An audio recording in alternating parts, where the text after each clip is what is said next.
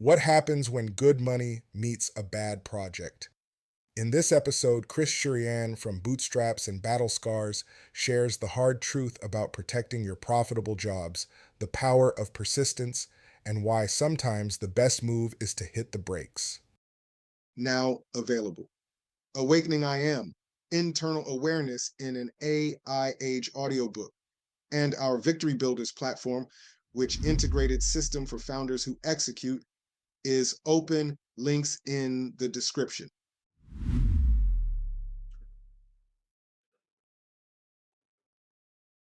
Anything, you're gonna walk away with stories, scars, and hopefully um a newfound experience. For every time we build something, there's new nuances and experiences that happen. I have 3 kids, and although we were parents and all that, all of the birthing experiences were different. There's nothing that can, I don't care if you have 12 kids, there's nothing that you can do that you understand, all right, you're going to need to make sure that you have a good doctor. You're going to have to get the medicine. You're going to have to take care of yourself because you're feeding the child through you. You're going to have to try to put yourself in position. Sometimes your feet may swell if you're the woman. Sometimes the man may gain a little bit of weight and everything. But with each thing, it's something different. It's always unique. And that's the same thing in building business.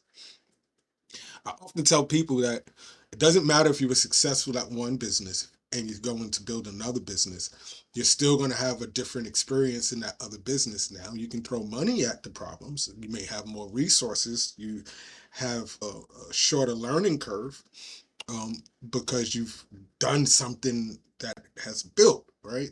But that business is going to have its own set of challenges. It's going to have its own set of issues. And in construction, I'll use this as an example and I'll bring our guest. My first business was construction. And if you've heard me say that 1,000 times, but this is a story that I've never shared on anyone's podcast. We were building a church in the Bronx, New York, that was doing horribly bad.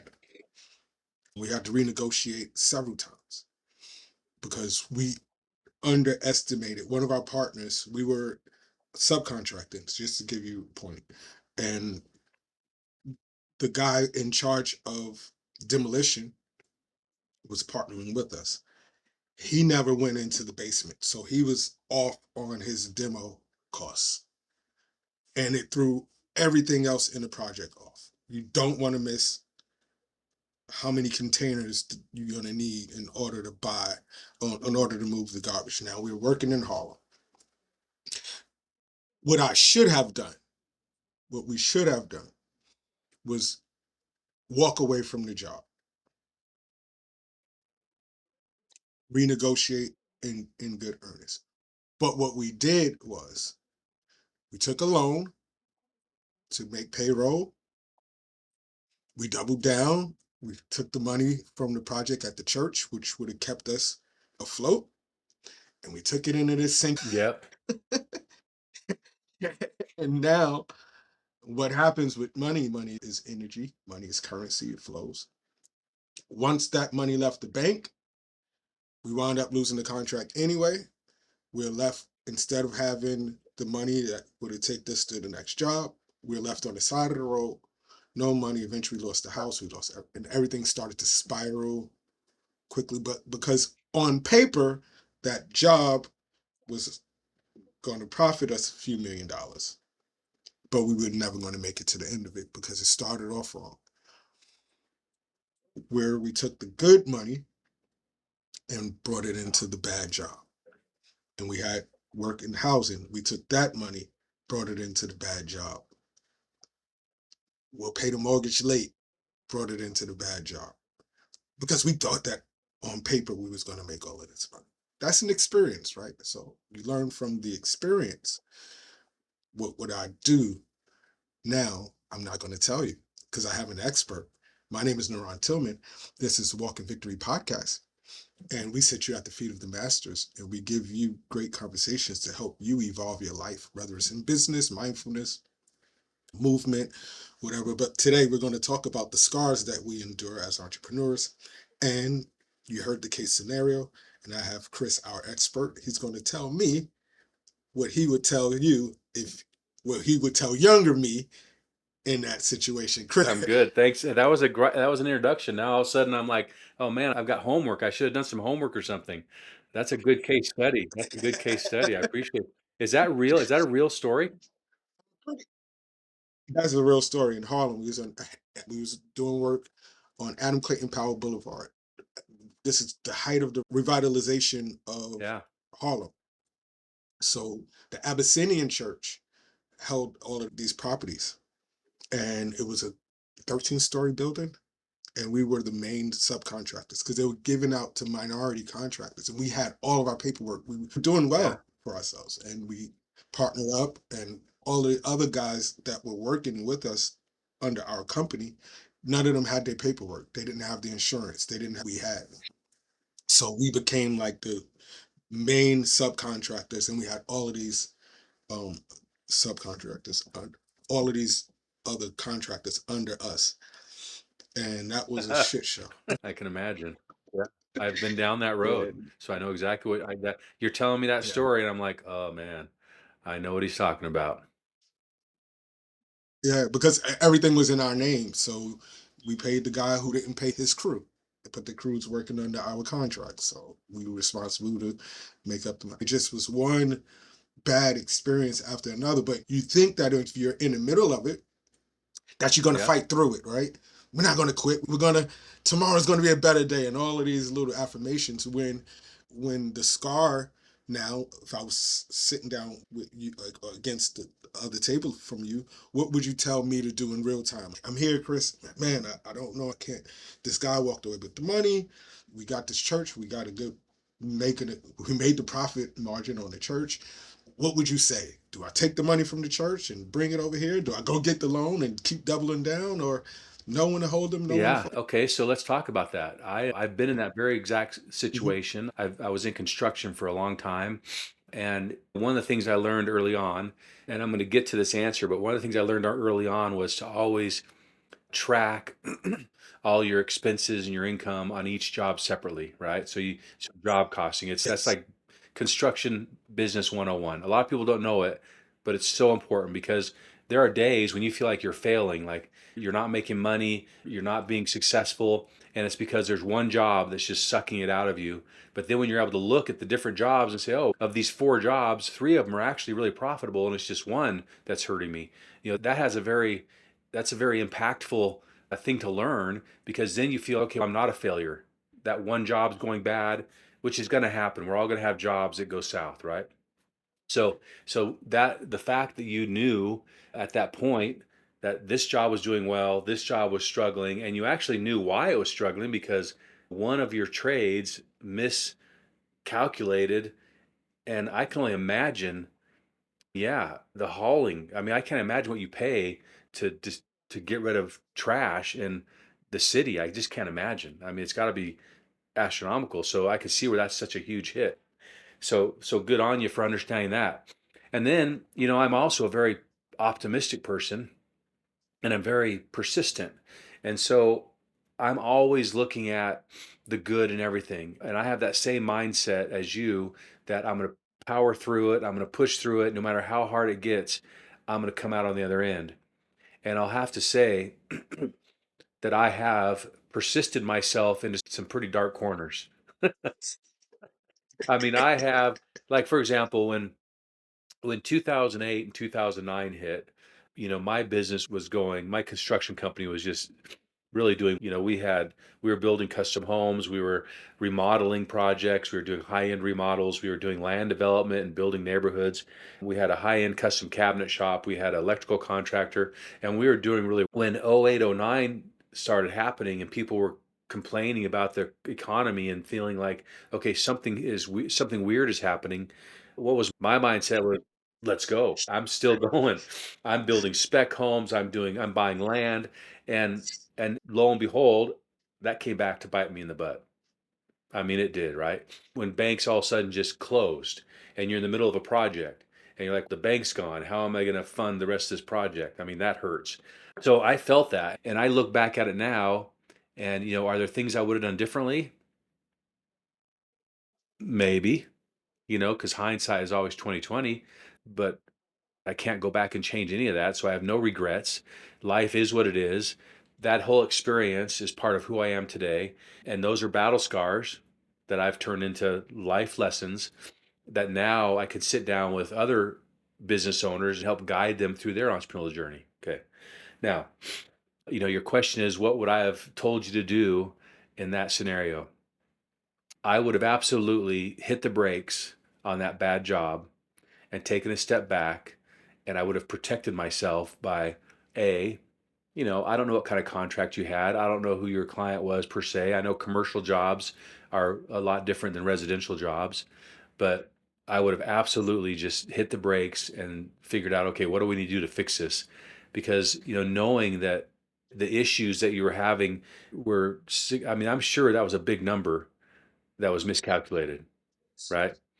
Yes, it Yeah, was a huge because, number. and also, on one hand, I totally get, hey, we're making money over here, we're making money over there. Let's help fix this problem. Let's absorb it. Maybe we can get through it. And that's the optimistic, persistent person in me that says that. But I've also had that situation bite me in the butt big time. And so, yeah, I would tell, hit the brakes, stop, and figure out how you can fix it. Whether that's renegotiate with the owner and say, look, we missed this. We missed this, and I can't move forward because this is going to put me out of business. That's a conversation you have to have. And, depending on the owner of the project, you're going to get different responses, right? A lot of owners, Yeah, some owners are going to say, sorry, man, you signed the contract. It is what it is. But I think most owners understand that, and they don't want you to go out of business. They don't want you to do shitty work on the project because now you're not making any money. I mean, that ultimately hurts them, right? So, yeah, if I was to go back and you were going through this situation and you said, Chris, what do I do?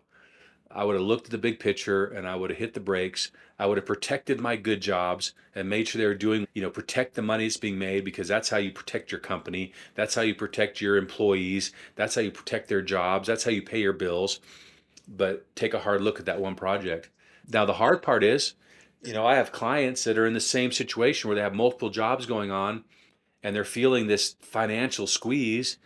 And I say, okay, let's take a look at each project and find out what's going on.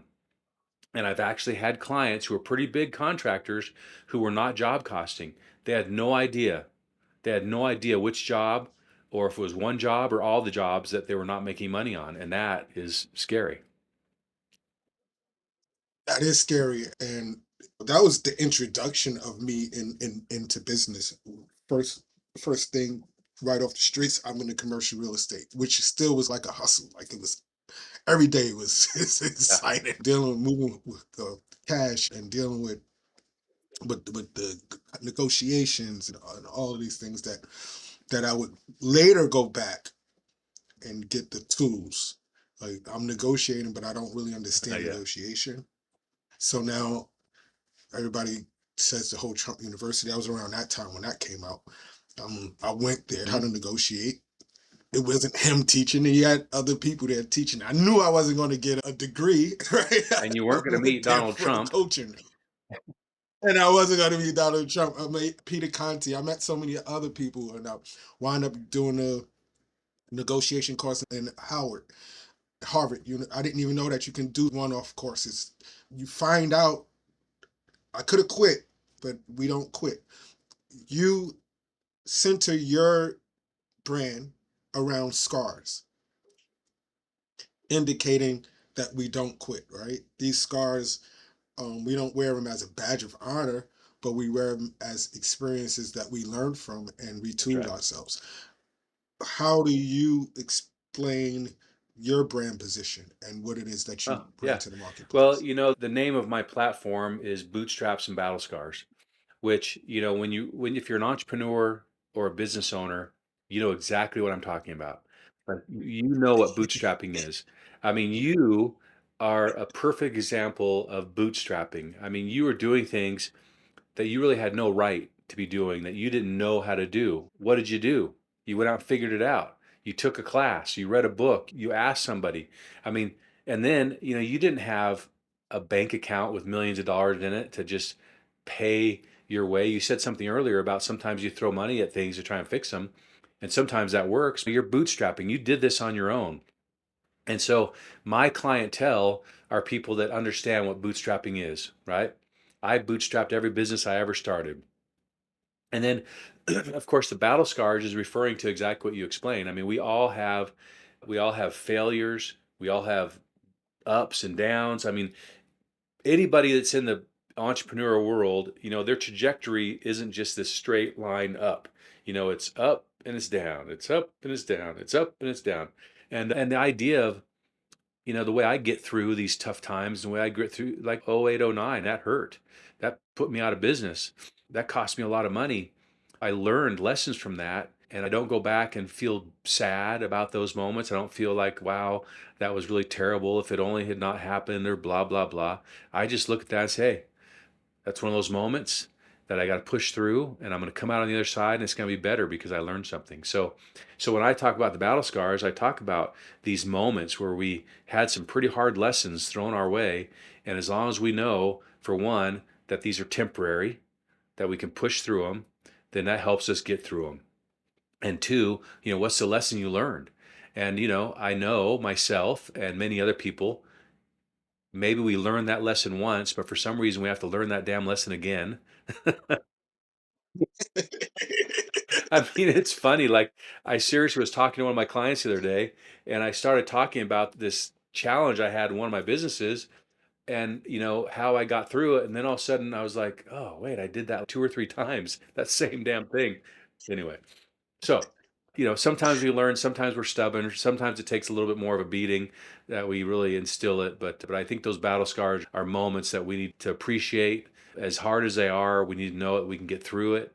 And as hard as they are, we need to know that we're going to learn something. And there's always an upside. There's always an upside. Man, there's always an upside. In fact, you probably read in my bio that I used to run Ironman competitions. And the bicycle portion of that Ironman is 112 miles. I mean, think about where you live now and think about some place that is over 100 miles away and think about riding your bike there. Okay. I mean, it's far. I always preferred the courses that were somewhat hilly because I really was good at climbing hills on my bike. And then I knew too in my mind that once I got to the top of that hill, then what? I could bomb down it, and I loved that part of it. So for me, the hilly courses were my best ones, my favorite ones, because I always knew that as hard as it was to get to the top of that hill, that my mind was ready to just all of a sudden get a little break. And so I think the same way applies to challenges and failures in your business. You hit the bottom and you just know that there's only one place to go, and that's up. And that gives you something to look forward to. Resiliency. Do you think that your experience as an Ironman played a part in your resiliency as a person, as an Yeah, entrepreneur? absolutely. I actually gave a presentation on this the other day in a group talking about the effects that Ironman training had on me personally. And the training for an Ironman changed the way I think about things. It changed my mindset about so many things. For example, up until I started training for Ironman, I'd only run the most 6 miles. The 6 miles was the most I ever ran. And that was recently in the few years leading up to it because I was training. Well, when my coach would say, go run 8 miles, I would say, ooh, I've never run 8 miles before, but I would do it. And then I ran 8 miles. And then he said the next week, run 10 miles. I'd never run 10 miles before. And I just did it. And basically what happened is the coach was teaching me over time that I could do that. I had to run 26.2 miles in an Ironman. So he slowly worked me up to 26.2 miles. And every time I ran more than I'd ever run before, it was a shift in my mindset that, hey, I can do this, I can do this, I can do this. And I think resiliency that you talk about in running a business or being an entrepreneur is you have to have the right mindset. You have to be able to tell yourself, I can do this and I can get through it. And like you did early on, you were asked to do things that you have never done before. So what did you do? You had a mindset that said, well, go figure it out. Go figure it out. You're not going to quit. Just go figure it out. And that's all right here in the mindset. So yeah, absolutely training for Ironman pushed me to do things that I'd never done before. It was one little victory after another. When everything was going bad, when the businesses were just crashing, when '09, I mean that lasted for a couple years for me. It took me years to get through that. Banks are calling, creditors are calling. I mean it was hard, but I was still winning. I still had victory. A little every morning I'd get up and do an exercise and it was a win so that I could go deal with, some of the hard stuff.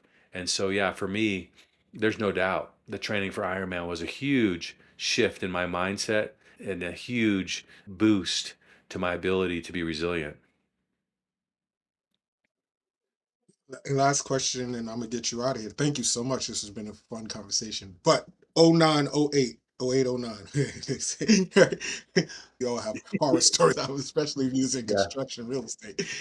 Do you think that experience, now that we're on the other side of it, was necessary for your journey? Oh, yeah, absolutely. I am a firm believer that I am who I am today because of all my experiences I had in my 59 years of life, and the good, the bad, the indifferent. All those things that happened to me made me who I am. And I like who I am, and I'm putting who I am to work. I'm coaching other entrepreneurs and business owners. I'm helping them navigate through their entrepreneurial journey. I've established Founders Exchange, which is a place for entrepreneurs to get together and share their experiences. And I'm able to do that because of all those experiences I've had. And so yeah, absolutely. As hard as it was, and as much as I, you know, would have rather not had experienced that.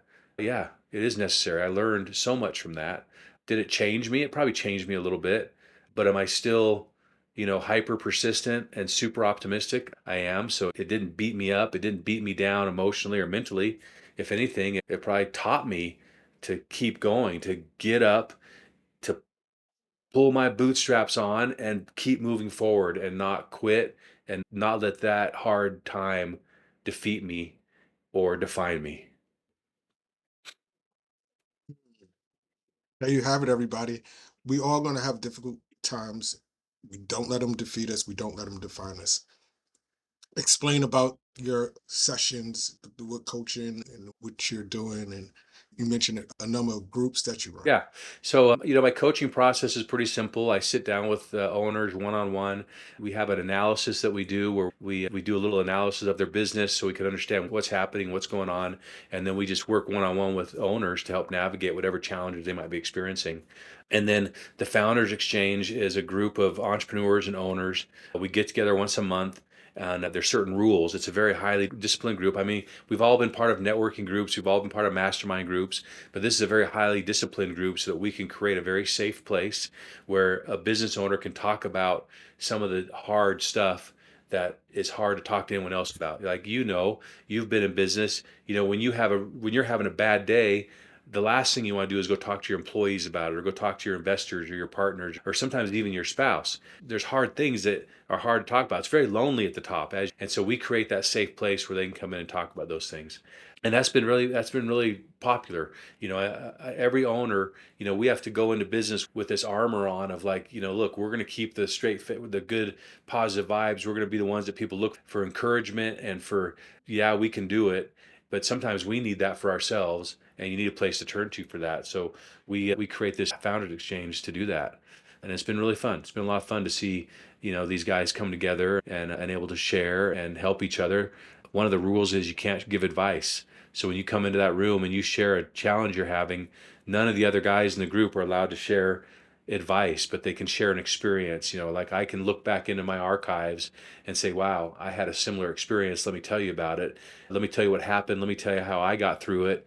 And that way the person can just take away from it whatever is helpful to them. So that's been a lot of fun. So the one-on-one coaching has been great. The Founder Exchange is a lot of fun.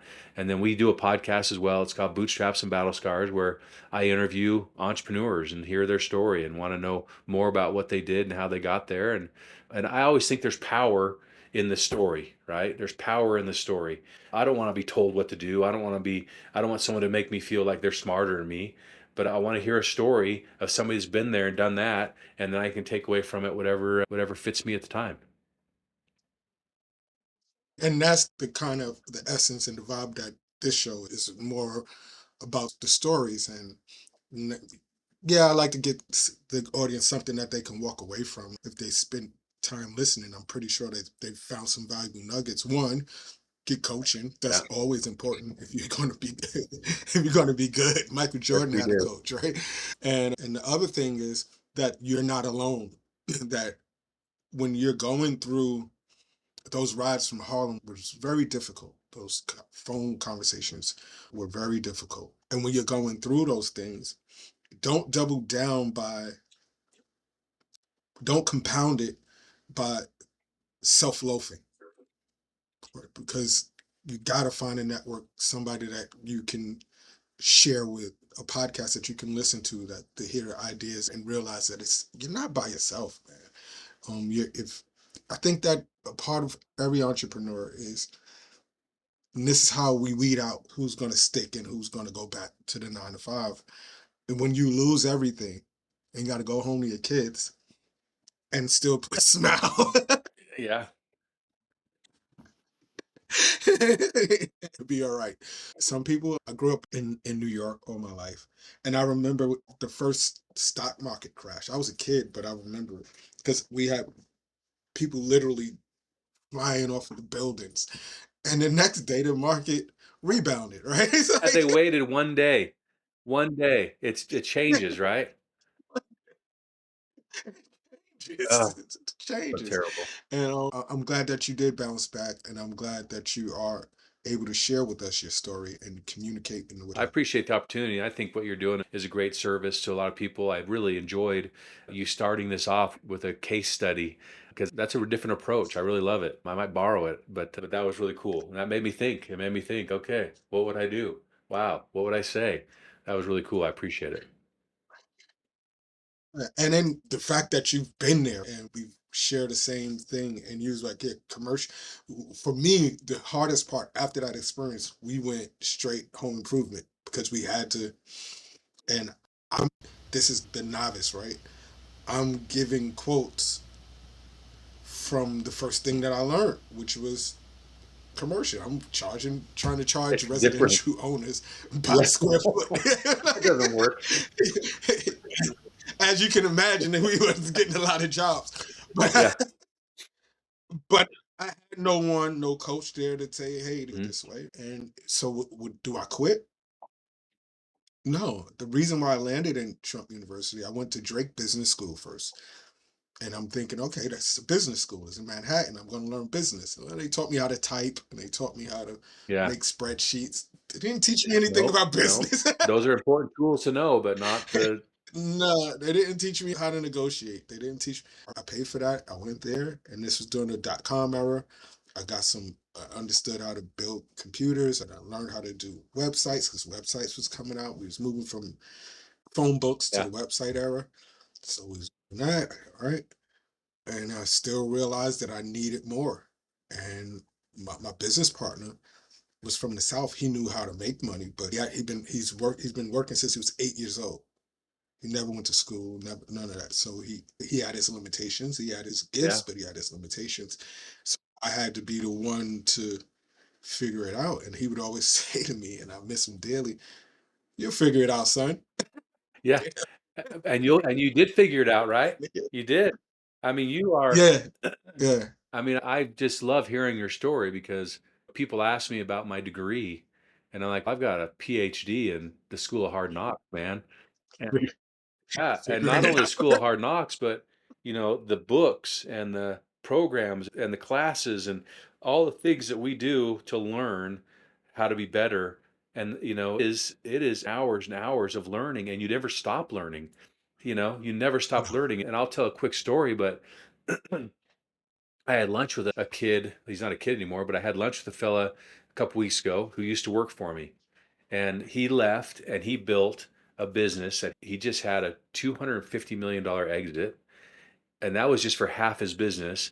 He brought in a private equity firm They paid him 250 million for the half his business, and now they're building it and they're preparing for $1 billion exit. And I sat down and I said, how did you do that? How did you do that?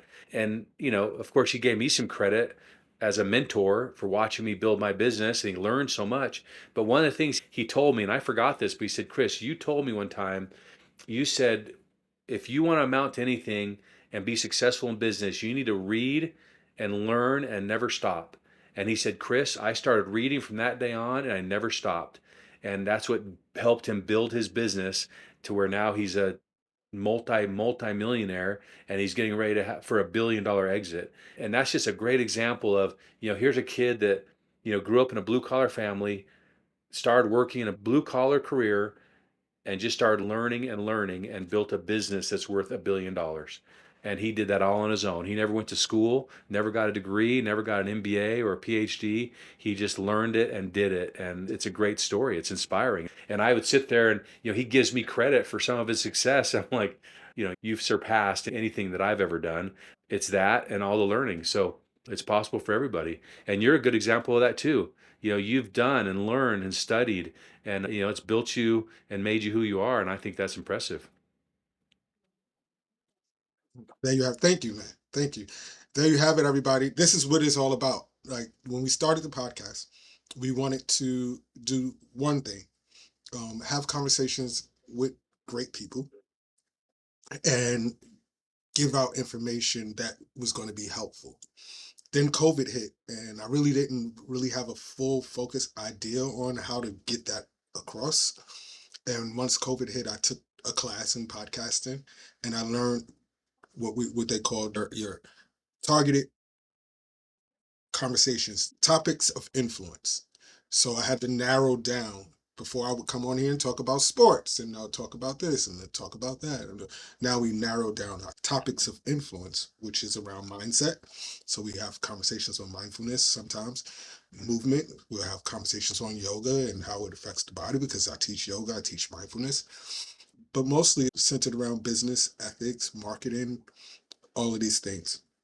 And I said all of that to say, I didn't have any product in mind, didn't have anything to sell, didn't have a good website, didn't have, but kept having these conversations.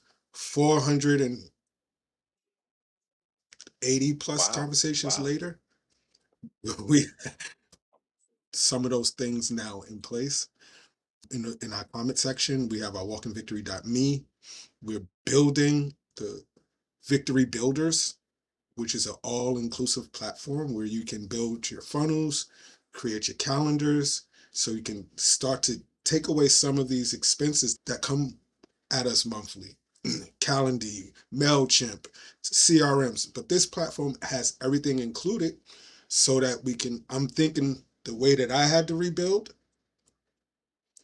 sometimes I couldn't pay the $20 for the MailChimp.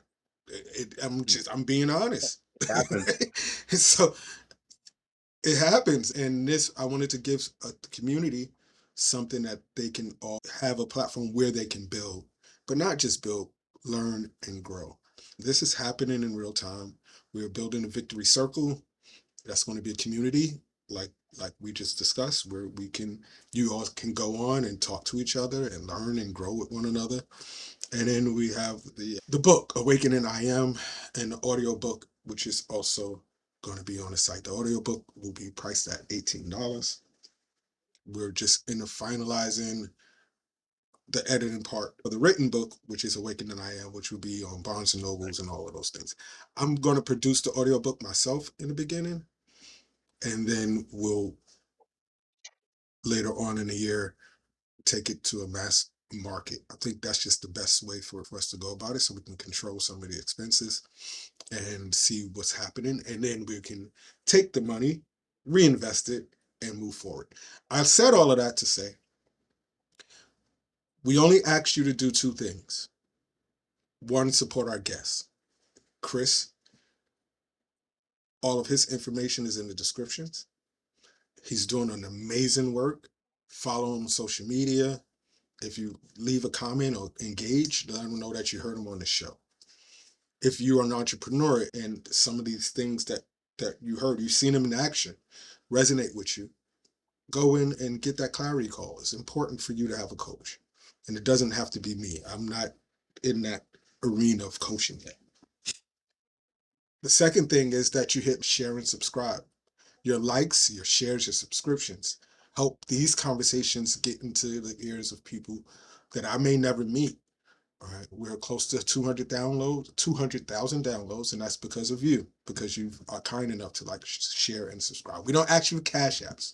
We don't ask you for Venmos. We don't ask you to support the community by sending over $1. Like, we don't do none of those things. But what we do ask is that you be kind enough to share, that you be kind enough to support our guests. And finally, we don't walk making excuses. We don't walk looking backwards. Together we walk in victory. And Chris now is a part of the Walk in Victory family. Enjoy the rest of your day. Peace.